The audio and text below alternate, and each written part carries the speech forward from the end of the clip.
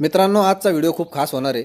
जो माझा 6-7 वर्षातला शेळीपालनाचा अनुभव आहे आणि एक मुद्दा घेऊन हा व्हिडिओ आहे. त्यामुळं वेळ असेल तर पूर्ण व्हिडिओ बघा आणि कमेंट करून नक्की कळवा व्हिडिओ कसा झाला.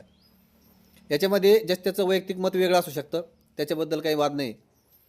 मी गेल्या 6 वर्ष झालेत, मला 7 वर्ष चालू आहे शेळीपालनामध्ये आणि भरपूर आपल्या ग्रुपवरले लोक म्हणा, जे इंस्टावरती माझे फॉलोअर्स आहेत, ते भरपूर जण माझ्या शेडवरती आले आहेत. त्यांनी देखील एक कमेंट करून कळवा की माझ्या शेळ्यांची तब्येत कशी आहे.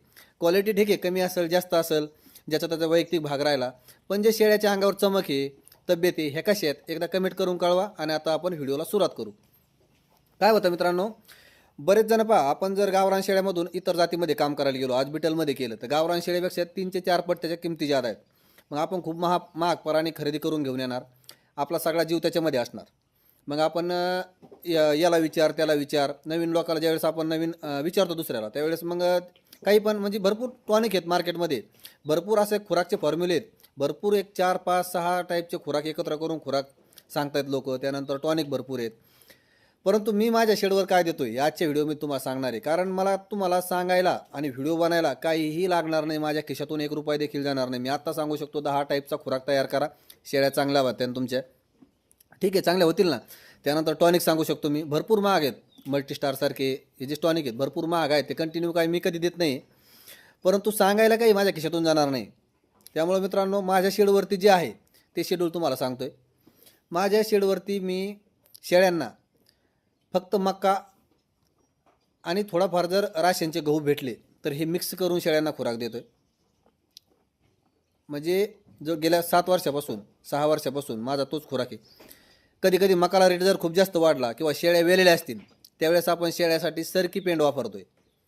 वेलेल्या शेळ्यांसाठी सरकी पेंड, नॉर्मल गाभण शेळ्यासाठी किंवा मग नॉर्मल बाकी शेळ्यासाठी मका वापरतोय आपण. याच्यामध्ये कुठल्याही प्रकारचं काही मिक्स करत नाही आहे. एखाद्या वेळेस बाय चान्स म्हणजे एखादी शेळी विकनेस आहे, खूप खराब आहे, तर तिला आपण थोडाफार खुराकामध्ये थोडाफार बदल करतो. आणि लहान पिल्लामध्ये जर म्हणत असाल तर लहान पिल्लामध्ये आपण मिक्स खुराक देतो. कारण लहान पिल्लांना शेळवरती वेगळा खुराक दिला पाहिजे. ते पिल्लाला जो खुराक असतो तो भरड्यामध्ये असतो, त्याच्यामध्ये गहू, शेंगदाणा पेंड, मका आणि सोयाबीन एवढा याचा मिक्स खुराक असतो. आणि शेळ्यांना रेग्युलर मका असते, असा वेगळा काय खुराक नाही. भरपूर जण सांगतात खुराक. आणि त्याच्यानंतर जे टॉनिक आहे, तर टॉनिकमध्ये मित्रांनो, जर शेळी एखादी आजारी पडली आहे, काही प्रॉब्लेम आला आहे, शेळीला विकनेस जास्त होऊ राहिला आहे, शेळी वेलेली आहे, तिला दूध कमी येतं आहे, त्यावेळेस थोड्याफार प्रमाणात टॉनिक दिलं जातं. असं कंटिन्यू शेळ्यांना टॉनिक नाही आहे. माझ्याकडे आज मोठ्या 20 शेळ्या आहेत, कंटिन्यू टॉनिक द्यायचं म्हणलं तर टॉनिकचा खर्च किती येईल, त्यामुळं एवढं काय टॉनिक दिलं जात नाही. त्यामुळं हे व्हिडिओ बघून जास्त करण्यापेक्षा प्रॅक्टिकल तुम्ही करा, तुमच्या लक्षात येईल. कारण हे व्हिडिओ बघून भरपूर शेळीपालक शेतकरी फसत आहेत. त्यामुळं मी तर कधी मित्रांनो हे दिलेलं नाही. तुम्ही बाकी जर तुम्हाला माझ्या शेळ्याची क्वालिटी तुम्हाला पण बघायची असेल तर शेडवर या.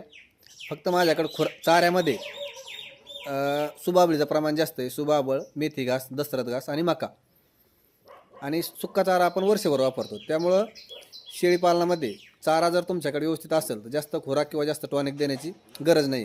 व्हिडिओ आवडला तर कमेंट करा. धन्यवाद.